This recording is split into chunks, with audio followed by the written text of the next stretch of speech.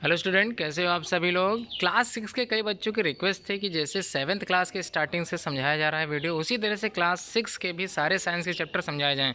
आप लोगों की रिक्वेस्ट स्वीकार कर ली गई है। आज से आप लोगों की भी तैयारी स्टार्टिंग से कराई जाएगी। इसके ही मल्टीपल चॉइस क्वेश्चंस कई आप लोगों से पूछे जाएंगे और मैं उम्मीद करता हूँ कि आप लोग सभी मल्टीपल चॉइस क्वेश्चन, सभी फिल इन द ब्लैंक्स और सभी ट्रू फॉल्स का जवाब देते चलोगे। चलिए, कॉपी और पेन अपने सामने रखिए और क्वेश्चन मैं बताता चल रहा हूँ, उसको आप लोग अटेम्प्ट करते चलिए। जी हाँ, अगर आपकी तैयारी कहीं पर भी कोई कन्फ्यूजन होता है, उसको आप लोग अपनी कॉपी में लिखते चलें और पूछते चलें। क्वेश्चन क्या है इसको समझ लेते हैं। पहले तो समझ लेते हैं चैप्टर कौन सा है। Food where does it come from. जी हाँ, जो भोजन आप लोग करते हैं वो आता कहाँ से है, ये आज के चैप्टर में आप लोगों को सिखाया जाएगा। Chapter 1 science class 6। नाम तो जानते ही आप लोग, उमेश सर। आप लोगों को साइंस पढ़ाता हूँ महामना मालवीय विद्या मंदिर इंटर कॉलेज में। चलिए क्वेश्चन स्टार्ट करते हैं। क्वेश्चन नंबर 1 से, which part of the mustard plant is edible. Edible मतलब खाने योग्य कौन सा पार्ट होता है, कौन सा भाग होता है सरसों के पौधे का।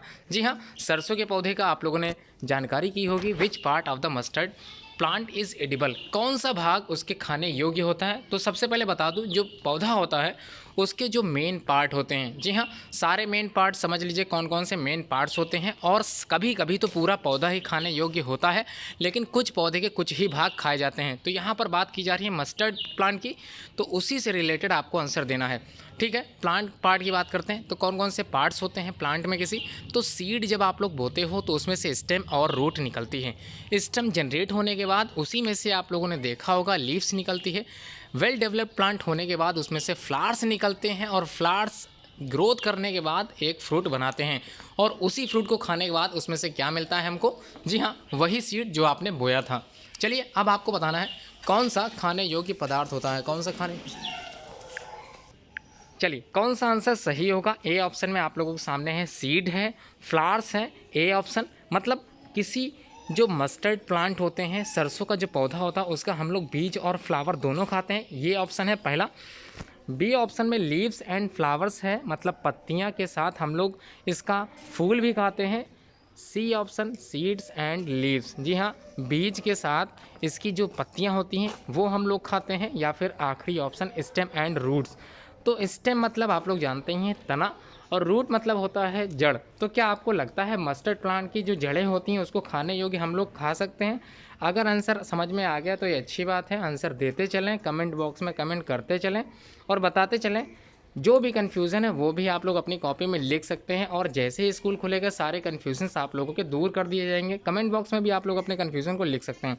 चलिए, आंसर बता देता हूँ और एक्सप्लेन भी कर देता हूँ। आप लोगों ने देखा होगा मस्टर्ड जो प्लांट होता है उसका हम लोग सबसे पहले जो बीज होता है उससे हम लोग सरसों निकालते हैं। जी हाँ, सरसों का तेल जो आपके घरों में आता है उसी की बात की जा रही है। उसके बाद आप लोगों ने ध्यान दिया होगा कि सीड के साथ जो पत्तियां होती हैं सरसों की, उसको भी हम लोग क्या करते हैं, सब्जी के तौर पे भी उपयोग में लाते हैं।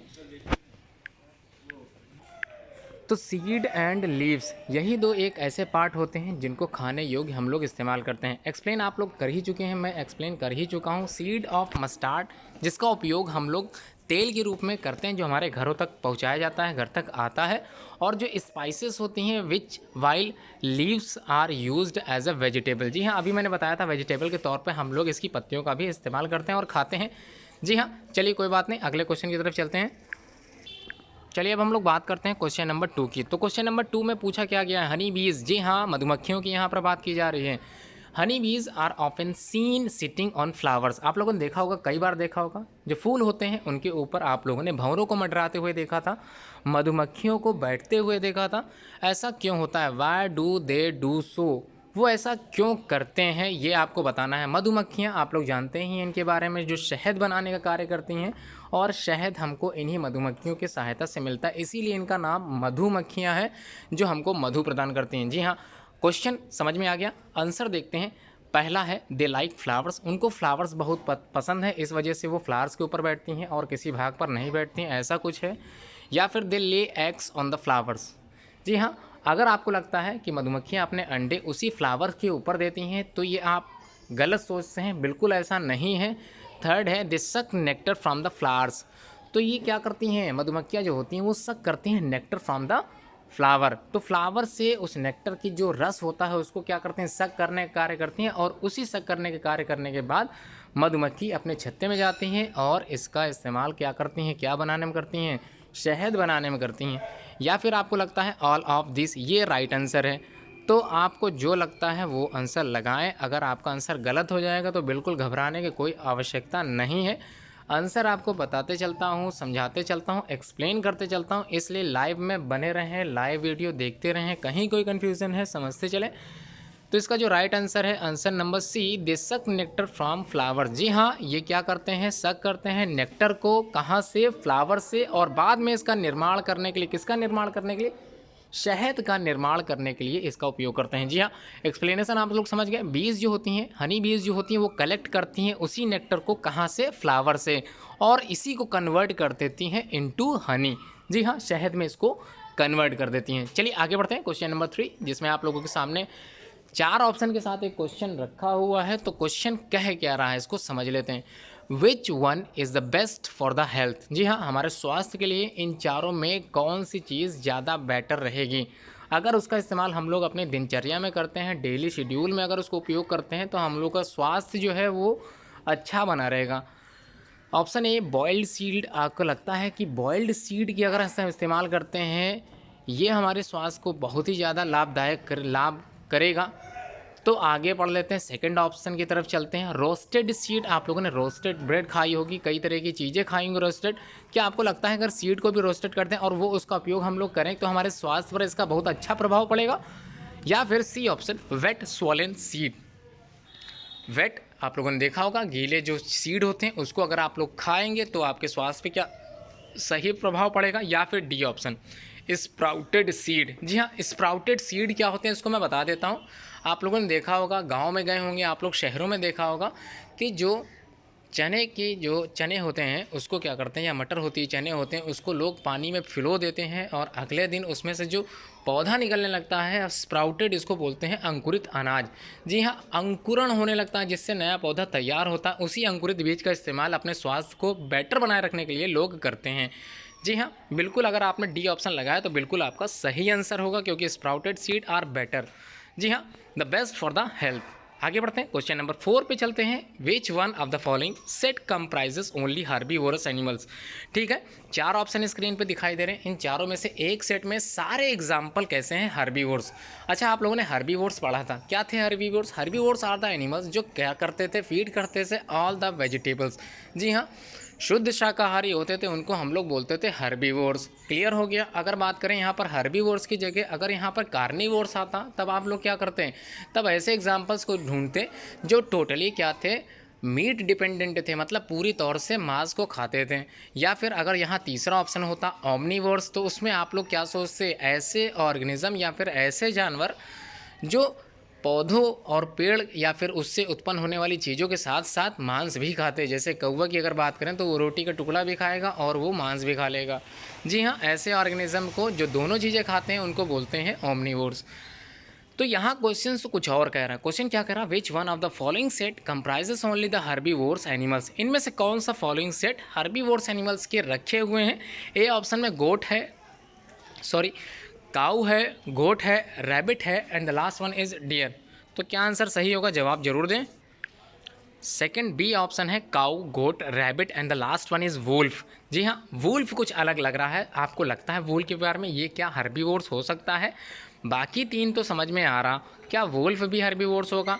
चलिए आगे बढ़ते हैं, सी ऑप्शन पे वुल्फ है, गोट है, रैबिट है and the last one is deer. तो आपको लगता है सी ऑप्शन राइट होगा। क्या ये चारों सेट जो रखे हुए हैं ये हर्बीवोर्स के हैं। अगर लगता है तो कमेंट बॉक्स में ज़रूर आंसर लिखें। लास्ट ऑप्शन जिसमें आप लोगों के सामने लिखा हुआ दिख रहा है cow, crow, crane and the last is camel. तो यहाँ पर एक ऑप्शन आ गया जो मैंने बताया था कि क्रो, कौवा जो होते हैं वो दोनों तरह के प्रोडक्ट खाते हैं। जी हाँ, दोनों तरह के प्रोडक्ट का मतलब यहाँ पर प्लांट मेड भी हो सकता है और दूसरा एनिमल मेड भी हो सकता है। इसलिए यहाँ पर क्रो वाला ऑप्शन तो बिल्कुल गलत हो गया। तो आंसर आप लोगों ने जो भी दिया है, अच्छी बात है कि आपके आंसर सभी के लगभग मोस्टली सही हैं और मैं उम्मीद करता हूँ आप लोगों की तैयारी भी बहुत अच्छी चल रही है, इस वजह से आप लोगों के आंसर भी सही होते चल रहे हैं। आंसर देख लेता हूँ। जिन्होंने ऑप्शन ए लगाया है cow, goat, rabbit and the last is deer, तो बता दूं बिल्कुल सही लगाया है। ये चारों ऑप्शन जो भी दिए गए हैं ये चारों ही एग्जांपल्स क्या हैं, हर्बीवोर्स के हैं।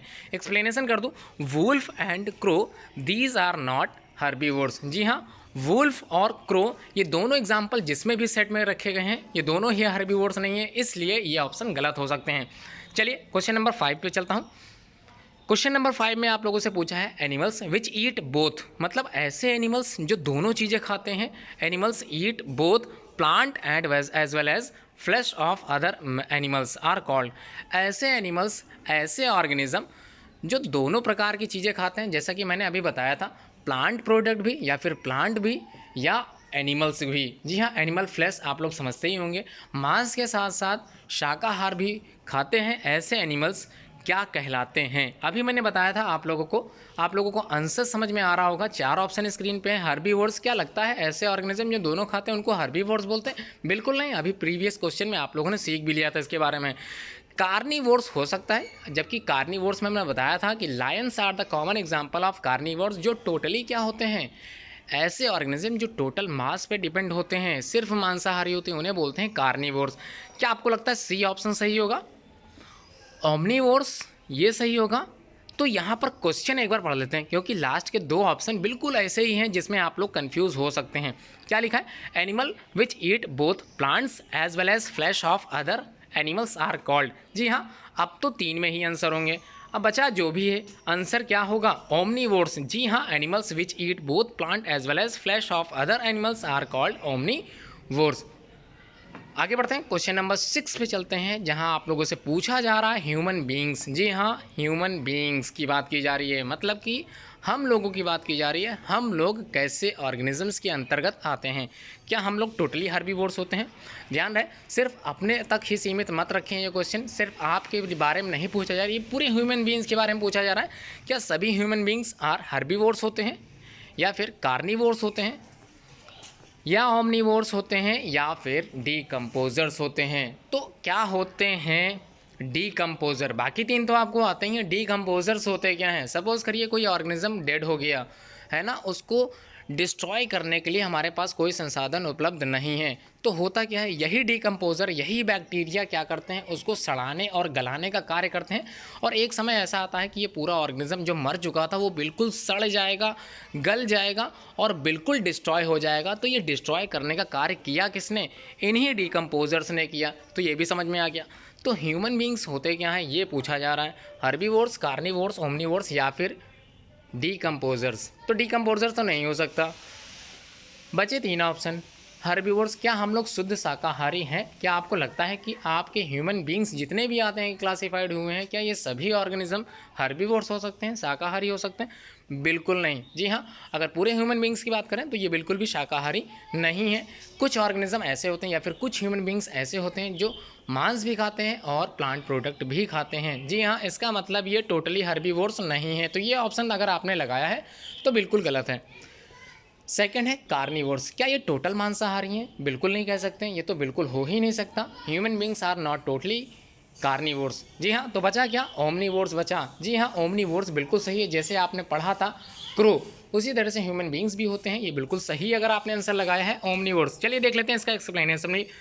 सी ऑप्शन अगर आपने लगाया ओमनीवोर्स तो आप बिल्कुल सही हैं। Human beings eat herbs as well as meat and eggs. जी हाँ, अंडे भी खाते हैं, मांस भी खाते हैं और साथ ही क्या खाते हैं?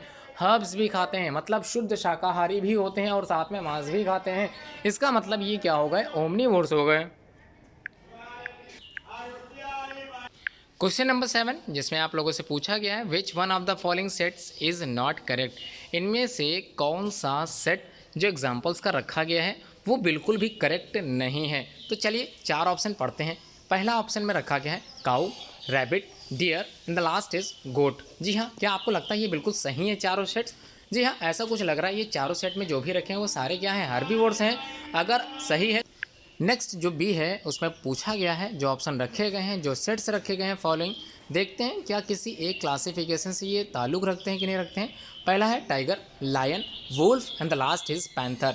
तो बिल्कुल ऐसा लग रहा है कि चारों एग्जाम्पल क्या है, एक तरह से इसको हम लोग मान सकते हैं कि ये चारों एग्जाम्पल किसके हो सकते हैं? जी हाँ, कार्निवोर्स के एग्जाम्पल लग रहे हैं। चलिए सी की तरफ चलते हैं। सी में रखा है bear, crow and the last is cat. तो तीसरे ऑप्शन में आपको कुछ ऐसा लग रहा होगा ये तीनों एग्जाम्पल किसके हैं? जी हाँ, बता दूं, ये तीनों एग्जाम्पल ओमनीवोर्स के हो सकते हैं। चलिए आखिरी ऑप्शन भी देख लेते हैं। हो सकता है यही ऑप्शन बिल्कुल गलत हो। चलिए पढ़ते हैं क्या लिखा है। पहला रैबिट, जी हाँ रैबिट एज ए हर्बीवोर्स बिल्कुल सही है। डियर एज ए हर्बीवोर्स बिल्कुल सही है। क्या कैट भी हर्बीवोर्स होगा? बिल्कुल नहीं। वुल्फ होगा? बिल्कुल नहीं। तो अगर आपने आंसर लगाया है डी तो बता दूं बिल्कुल सही आंसर है आपका, और आंसर डी बिल्कुल सही है, क्योंकि हम लोग जानते हैं other sales, all the other sets have only one type of animals. जैसे हर्बीवोर्स हो जाएगा, कार्निवोर्स हो जाएगा, ओमनीवोर्स हो जाएगा, और लास्ट में 2 एग्जाम्पल ऐसे रखे गए जो कॉमन थे। जी हाँ, इसी वजह से डी वाला ऑप्शन बिल्कुल सही है। आपको रॉन्ग स्टेटमेंट बतानी थी। चलिए अब हम लोग बात करते हैं अगले प्रश्न की ओर चलते हैं। क्वेश्चन नंबर 8 की तरफ चलते हैं, जिसमें आप लोगों से पूछा गया which one of the following is not a food of squirrel. जी हाँ, स्क्वायरल आप लोग जानते हैं गिलहरी की बात की जा रही है, इसमें कौन सा फूड उसका नहीं है। जी हाँ, स्क्वायरल की बात करें तो आप लोग ये भी जानते हैं कि वो क्या होती है, हर्बीवोर्स होती है, इसलिए सारे एग्जाम्पल में आप लोग हर्बीवोर्स के एग्जाम्पल रखेंगे।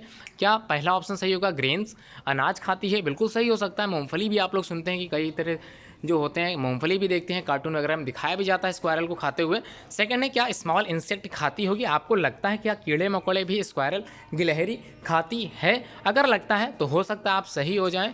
तीसरा ऑप्शन जिसमें फ्रूट्स रखा गया, फ्रूट्स मतलब फल, क्या फल खाता है या फिर ऑल ऑफ दिस सभी कुछ खाता है? क्या लगता है आपको? आंसर बताइए तो बता दूं।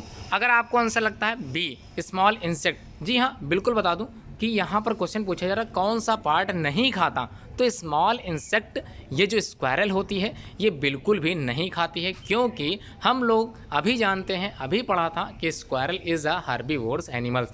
जी हाँ, इसलिए अगर कोई ऑर्गेनिज्म हर्बीवोर्स है, शाकाहारी है, तो क्या वो स्मॉल इंसेक्ट, क्या कीड़े मकोड़े खा सकता है? बिल्कुल नहीं। चलिए बात करते हैं क्वेश्चन नंबर 9 की।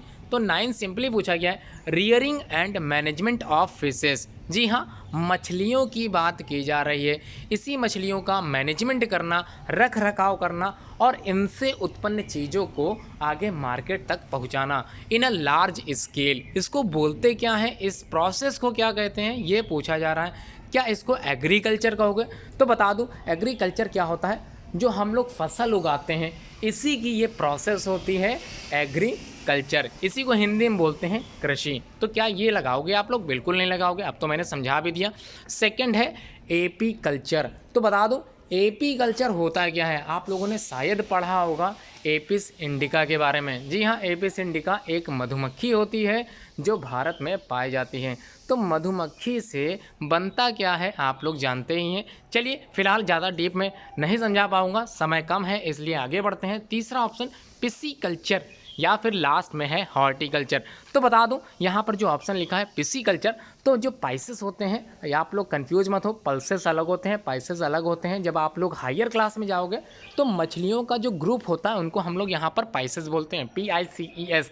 जी हाँ, तो बिल्कुल यही आंसर मैच कर रहा है इस क्वेश्चन के अकॉर्डिंग, क्योंकि लास्ट में जो हॉर्टिकल्चर होता है, हॉर्टिकल्चर मतलब हम लोग अगर फूलों का संवर्धन करना स्टार्ट कर दें, अगर उन पौधों का रख रखाव करना स्टार्ट कर दें जिनसे हमको ऑर्नामेंटल प्लांट्स प्राप्त होते हैं, जी हाँ, वो तो हॉर्टिकल्चर में चला जाएगा। तो यहाँ पर राइट आंसर क्या है? पिसीकल्चर। बिल्कुल सही है पिसीकल्चर। आप लोगों ने अगर पिसीकल्चर ऑप्शन सी लगाया है तो बता दूं बिल्कुल सही आंसर आपका पिसीकल्चर। तो एक्सप्लेन कर दूं, rearing and management of fishes is called pisciculture. बिल्कुल सही है, आप लोग इसको याद भी कर सकते हैं, अच्छे से समझ भी सकते हैं। क्वेश्चन नंबर 10 की बात करूं तो 4 ऑप्शन आपकी स्क्रीन पे है, क्वेश्चन आपके सामने है। Which one of the following as a root एक वेजिटेबल।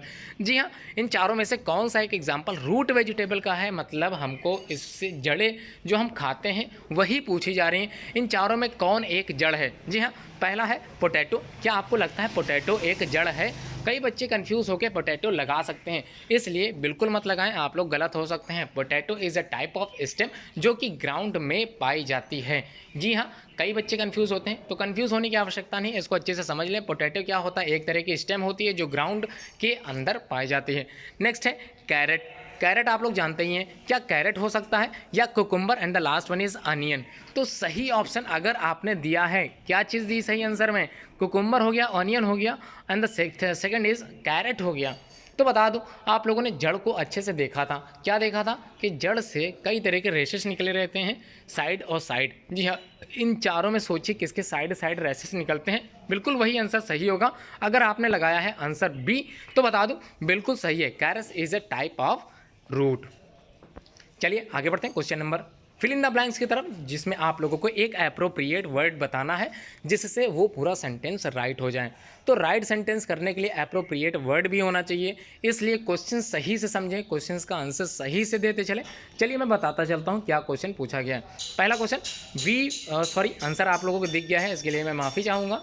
आंसर चलिए दिख गया है, मैं समझा दूँ। इसी तरह के क्वेश्चन और भी होंगे। क्या लिखा है, we feel dash when we have no food for some time. अगर हमारे पास भोजन बिल्कुल ना हो तो हम लोग कैसा फील करते हैं, कैसा फील करेंगे, बिल्कुल एकदम कमज़ोर फील करेंगे, मतलब अपने आप के अंदर कुछ भी नहीं होगा ऐसा कुछ फील करेंगे और धीरे धीरे वीक हो जाएंगे। और एक बार हम लोग को समस्या तब आ सकती है अगर हम बिल्कुल भी खाना बंद कर दें, तो हम लोग को चक्कर आके हम लोग बेहोश भी हो सकते हैं। जी हाँ, वीक फील करेंगे। क्वेश्चन समझ में आ गया। इसी प्रकार से आगे भी क्वेश्चन सारे रखे गए हैं, आंसर समझ के दें, इसलिए आगे बढ़ते हैं।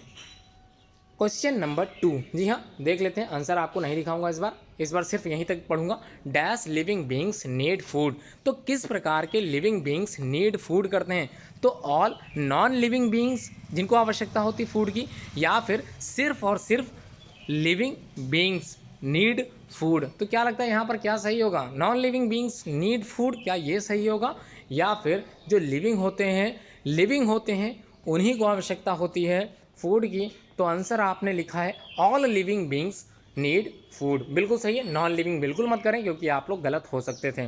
चलिए नेक्स्ट क्वेश्चन नंबर 3, जिसमें आप लोगों से पूछा गया है चिल्ड्रेन नीड फूड फॉर। तो जो छोटे बच्चे होते हैं उनको भोजन की आवश्यकता क्यों होती है, या आप लोग पढ़ चुके हैं क्यों होती है? उनको प्रॉपर ग्रोथ चाहिए होती है, इस वजह से उनको खाना या भोजन खाना होता है। जी हाँ, प्रॉपर भोजन उन्हीं के स्वास्थ्य की एक निशानी है। इसलिए आंसर अगर आपने कुछ भी ऐसा दिया है जिससे ये सेंटेंस पूरा राइट हो जाए, तब भी आपका आंसर बिल्कुल सही माना जाएगा। तो आंसर है growth. Children need food for better growth. जी हाँ, ग्रोथ की आवश्यकता होती है, इसी वजह से इनको भोजन प्रॉपर करना होता है। क्वेश्चन नंबर 4, जिसमें आप लोगों से सिंपली पूछा गया है। क्या पूछा गया है चलिए पढ़ लेते हैं, समझ लेते हैं। If food is not given for long. जी हाँ, अगर भोजन काफ़ी समय तक ना दिया जाए, most of the non living beings will क्या हो जाएंगे? जी हाँ, काफ़ी हद तक सारे ऑर्गेनिज्म जिनको भोजन ना दिया जाए वो क्या हो जाएंगे? विल। आंसर क्या लग रहा है? समय आपको भरपूर दिया जा रहा है, इसलिए आप लोग कमेंट बॉक्स में कमेंट जरूर करते चलें, आंसर सारे देते चलें। और अभी तक अगर चैनल पे आप लोग सब्सक्राइब नहीं किए हो तो चैनल को सब्सक्राइब जरूर कर लो। अगर चैनल पे नए हो तो बेल आइकन जरूर प्रेस करें, जिससे आपको लेटेस्ट नोटिफिकेशन प्राप्त होती रहे। क्वेश्चन 4 समझ में आ गया। आंसर आप लोगों को कमेंट बॉक्स में लिख दिया है कई बच्चों ने, तो ये अच्छी बात है। चलिए देखते हैं आंसर क्या है। डाई। जी हाँ, मर जाएंगे। If food is not given for the long time, तो all living beings will be die. जी हाँ, मर जाएंगे। चलिए आगे बढ़ते हैं क्वेश्चन नंबर 5 पे। क्वेश्चन नंबर 5 सिंपली पूछा गया, we get dash after eating food. तो हमको किस चीज़ की आवश्यकता होती है? सपोज करिए आपने भोजन किया, भोजन करने के बाद आप लोगों को किस चीज़ की आवश्यकता होगी? We get dash after eating food. जी हाँ, आफ्टर ईटिंग फूड, भोजन करने के बाद आप लोग क्या करते हो, ये आपने गेस किया। जिन्होंने आंसर दे दिया ये अच्छी बात है। जी हाँ, अगर आपने लिखा है वाटर या फिर एनर्जी, तो बिल्कुल सही आंसर आपका वाटर भी सही माना जाएगा और एनर्जी भी सही माना जाएगा। आफ्टर ईटिंग का मतलब भोजन करने के बाद आपको तुरंत क्या मिलता है? एनर्जी मिलती है। यही एनर्जी जो हमको भोजन के बाद आती है, तो एनर्जी भी सही। अगर आपने वाटर लिखा है तब भी आपका सही उत्तर माना जाएगा। जी हाँ, क्वेश्चन नंबर 6 पढ़ते हैं। लिखा है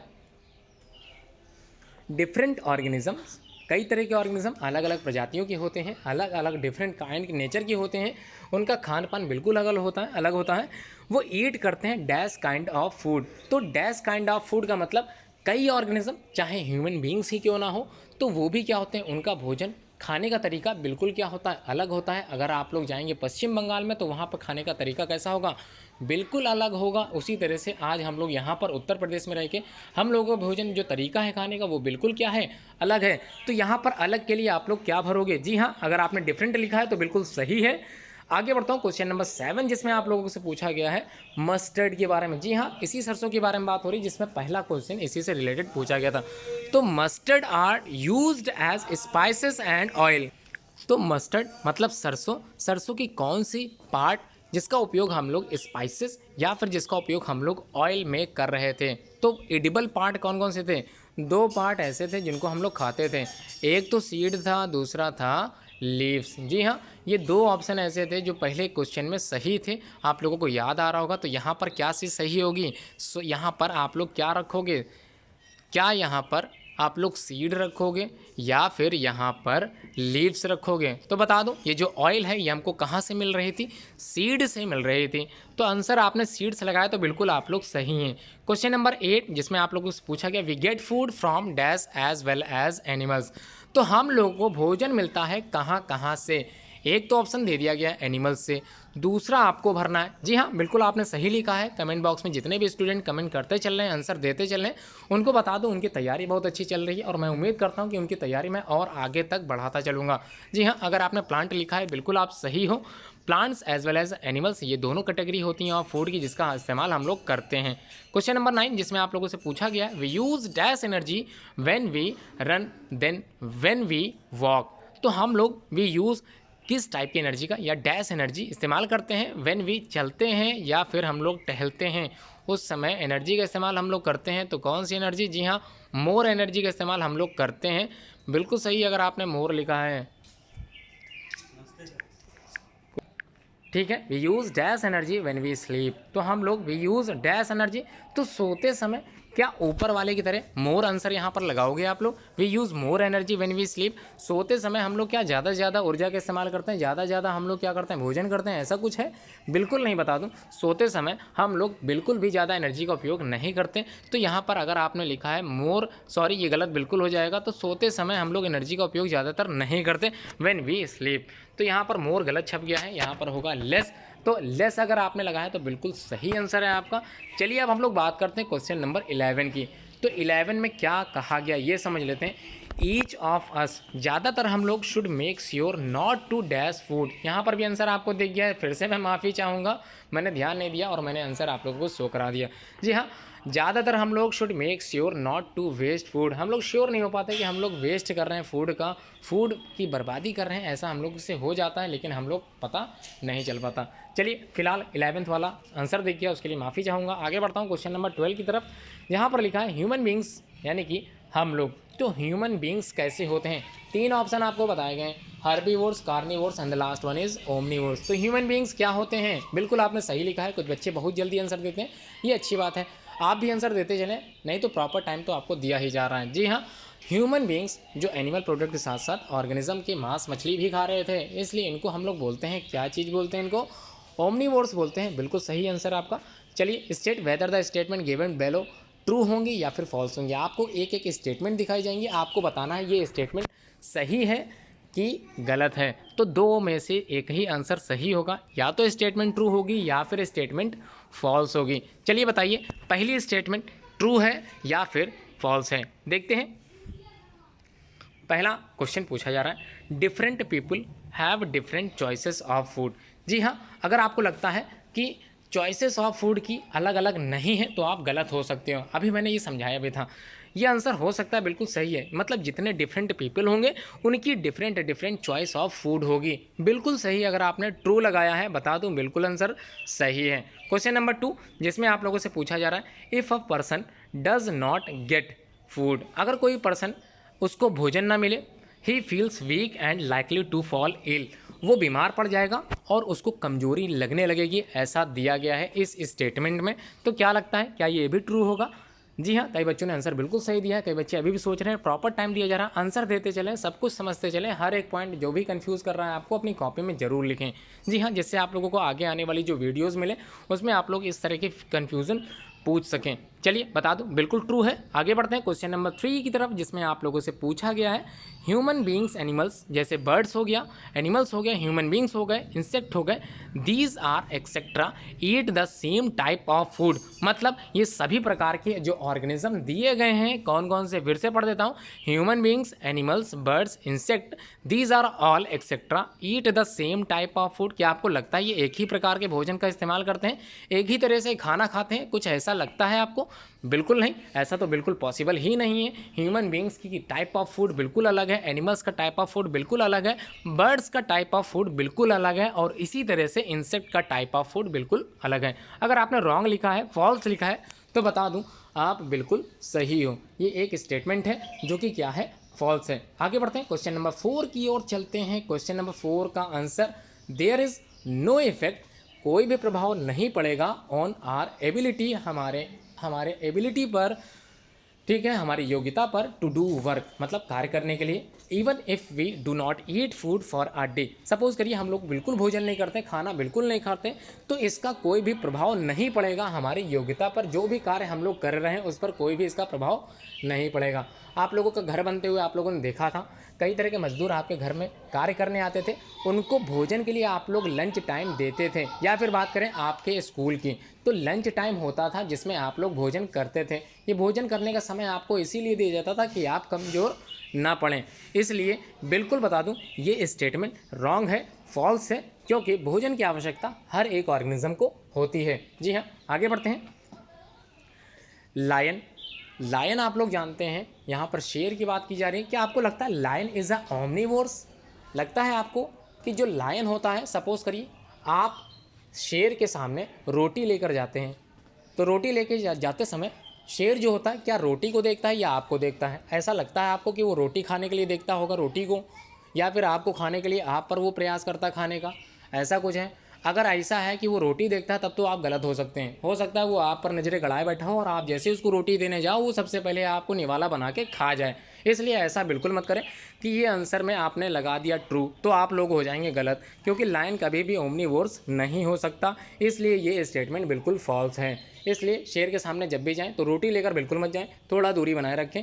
चिड़ियाघर जाते समय इसका इस्तेमाल जरूर ध्यान से रखें, ठीक है। वो रोटी बिल्कुल नहीं खाता, ओमनीवोर्स बिल्कुल नहीं है, इसलिए अपने मन से ये ख्याल निकाल दें कि वो रोटी खाएगा। आगे बढ़ते हैं, क्वेश्चन नंबर 6, प्लांट। जी हाँ, थोड़ा सा आंसर दिख गया है, इसके लिए माफ़ी चाहूँगा। Plants gives us more varieties of food. जी हाँ, plants gives us more varieties of food than animals. आपको लगता है एनिमल्स से ज़्यादा फूड वैरायटी हमको प्लांट से मिलती है? तो बता दूं, जो प्लांट्स होते हैं उनमें कई तरह के पार्ट्स होते हैं, जैसे सीड हो गया, लीव्स हो गया, फ्लावर्स हो गए, और क्या हो गया, फ्रूट हो गया। जी हाँ, इतनी सारी वैरायटीज़ हमको कहाँ से मिल रही हैं? प्लांट से मिल रही हैं। तो ऐसा लगता है ये स्टेटमेंट बिल्कुल सही है। अगर आपने लगाया ट्रू तो बता दो बिल्कुल सही है। क्वेश्चन नंबर 7 पढ़ लेते हैं, समझ लेते हैं। Cooked food can be easily consumed. पकाया हुआ भोजन, सपोज करिए आपके सामने एक तरफ कच्चा भोजन रखा है, कच्चे चावल रखे हैं, और दूसरी तरफ पके चावल रखे हैं, ठीक है। बिल्कुल वैसे ही क्वेश्चन है। Cooked food can be easily consumed and absorb by our body, मतलब पके हुए भोजन का अगर हम लोग इस्तेमाल करें वो आसानी से पच जाएगा, जबकि कच्चा पदार्थ या कच्चा भोजन बिल्कुल भी पचने वाला नहीं है। क्या ये सही कही जा रही बात? स्टेटमेंट बिल्कुल ट्रू है। जी हाँ, बिल्कुल सही है। जी हाँ, आप बिल्कुल सही हैं। अगर आपने आंसर बिल्कुल दिया है ट्रू तो बता दो बिल्कुल सही है आप। आगे बढ़ते हैं, क्वेश्चन नंबर 8 क्या पूछा गया? There is range of food items eaten over various states of India.